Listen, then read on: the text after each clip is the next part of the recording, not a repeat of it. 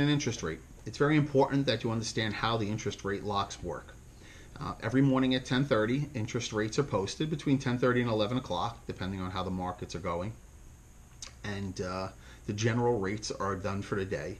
And what happens then is we're able to go in and see what each individual file can be locked at for that day or for that specific time. Interest rates can actually change throughout the same day, depending on what type of news and stuff's coming out.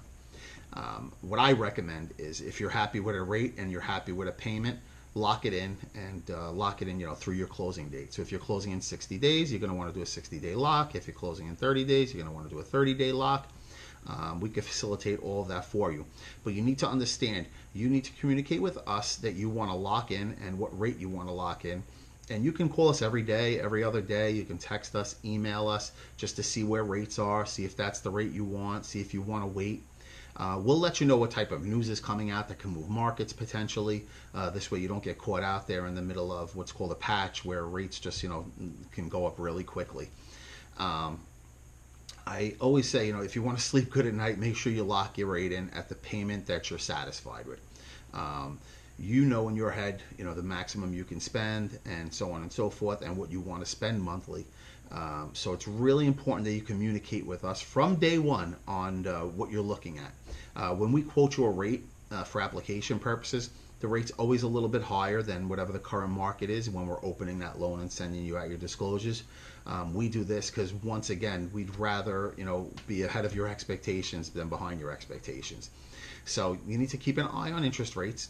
You can speak with us. We'll give you all the news you need to know as far as where we think rates are going. But once again, in the end, it's ultimately your decision to lock. And you have to tell us, yes, lock my rate in. The longer you lock, the rates can change. Rates can be a little bit higher if you lock for a little longer or more costlier. That's just because the bank is holding out extra long commitment for you on that rate lock, and they hold themselves out for a loss, basically. So you're going to just really want to get an idea when you're closing. And once again, we'll take care of all of that for you. But what really I want to stress on this video is that you need to tell us, yes, lock that rate in for me. We can't just arbitrarily go in and lock a rate for you. We're just not allowed to do that. So that's basically it. And if you see some terms like float and lock, float means you're not locked. It's as simple as that. Your rate is floating. It's not locked.